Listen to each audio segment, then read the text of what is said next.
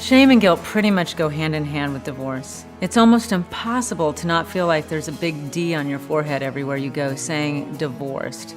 To feel this initially is something all of us naturally feel. But to stay in bondage to shame, to continue to allow the guilt to keep you enslaved, will not only keep you from your purpose, but it will keep you distant in your relationship with God.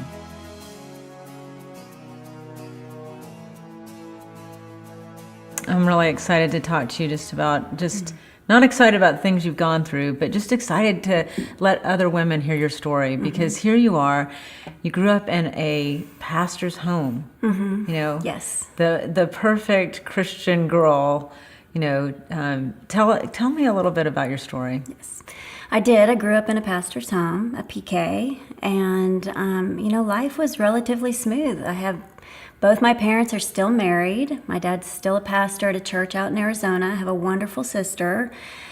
Definitely fought with my sibling, but nothing out of, the ordinary, and really thought as a little girl growing up, if I did everything right, if I planned the right way, had the right goals, stuck with it, life would turn out the way I wanted. And in my head, I definitely had the way I wanted it. Well, and I think as Christians, that's what we all think. We get married, we live that dream, and as long as we do all the right things for God, our life is going to be okay. And then things that I felt like Satan would just hold me captive to, and that was, the performance-based mentality. Who's going to want you? You're not worthy. Who's going to want you? You're ugly. You have kids. Yes. Not that that's a bad thing.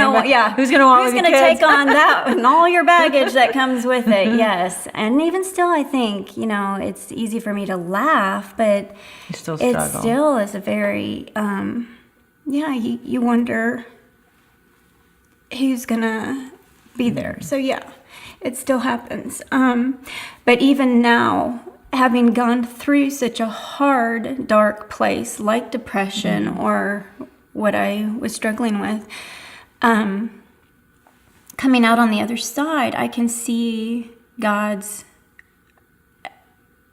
every step of the way, his movement with me.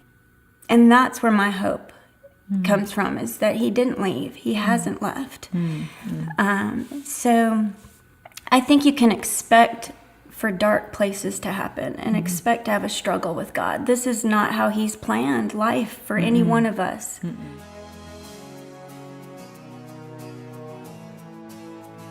So if I was sitting here and I was just coming out of a divorce and I was saying to you, I just don't ever feel like I can feel the value. I don't ever feel like I can be worthy. I mean, I feel like a total failure.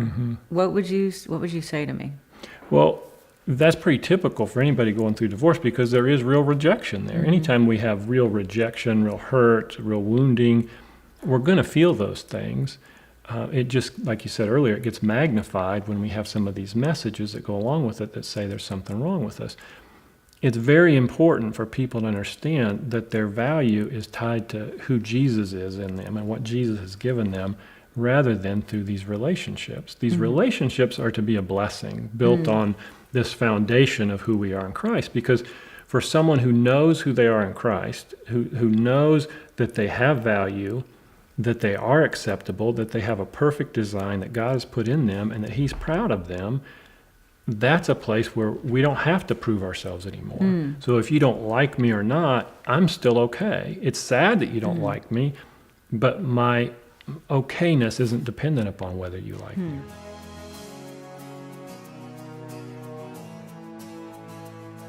What are some of the greatest mistakes that you see out of loneliness? Just, when they're in that feeling of loneliness, some of the mistakes that you see women make.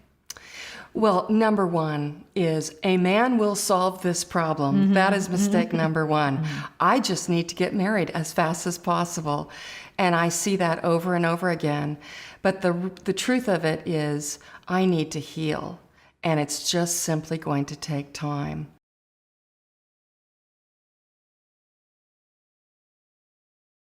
Coming out of a divorce, I mean, this is a time where we don't value ourselves.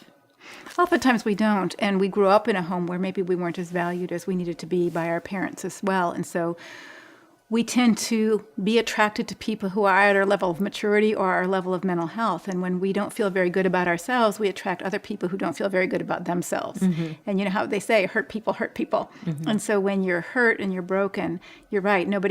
I say nobody has all 52 cards in the deck. So we're missing some cards, all of us. I mean, we're definitely in a place where we're vulnerable. We're not making the best decisions.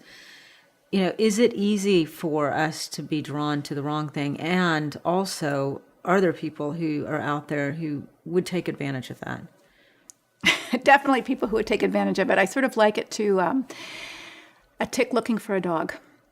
You know, the tick is looking for a dog because it wants to suck its blood. It has absolutely no interest in the blood, in the dog. You know, and so people use people because they want to get something from them, and they really don't care about you. They might act like they care about you, but they really don't care about you. And that's one of the reasons why I encourage women to say no early, because if someone cares about you, they'll care that your life is busy somewhere else, or they'll care that you have needs somewhere else. So it's kind of a detector. Right. So it's a detector to kind of ward off users and takers from real people who want real relationship. They may be imperfect, they may be disappointed, but they will care about you and not just care about their idea of you caring about them. Because one of the things we want, I mean, every woman wants, is a man to love her. But often what happens is a person falls in love with their idea of you, not really you. And so they want to kind of make you into their idea of you, and they try to control you and possess you instead of really get to know you. You know, I have met some wonderful men. My new book is dedicated to my father, my husband, and my son, the three most honorable men I know. And so there are wonderful men who can be in your life to help women heal, to help them thrive, who will respect them and love them and care for them and cherish them.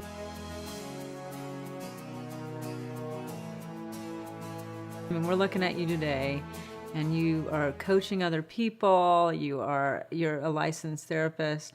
You're doing all these different things to help others. But you yourself, and that's why I have you here today, is to share your own story, just of all the things that you've been through. Because looking at you today, I would never go, oh, she's been through a really, really dark time. But yeah, you have. Oh, very much so. So let's start with just a little bit about your story. Over 20 years ago, I was diagnosed with breast cancer, and it returned within 6 months. Wow. And I was given a 2% chance to be alive. 2%? Yeah, in 10 years. 2% chance to be alive in 10 years. Okay, well, then you're just like a walking miracle. Yeah, my son was 8 years old, which meant I had a 2% chance to see him graduate from high school. And that was my heart's desire. My husband and I were separated, so we also then... When you found this out, you Yeah, guys were well, separated? yeah.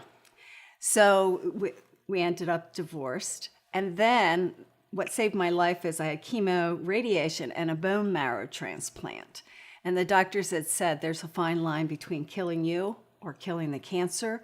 And they took me right up to that fine line. My son described me years later as a ghost in a shell during that time. Really? Because basically I just pretty much rested. I was very weak.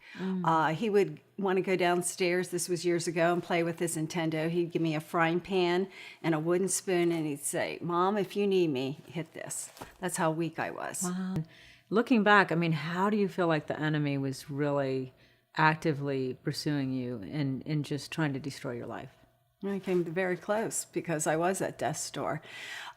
He was trying to destroy my life in every way, whether it be the lies we were talking about that I believed, that life couldn't get better. That's what I honestly believed. My life it wouldn't get any better. How could it?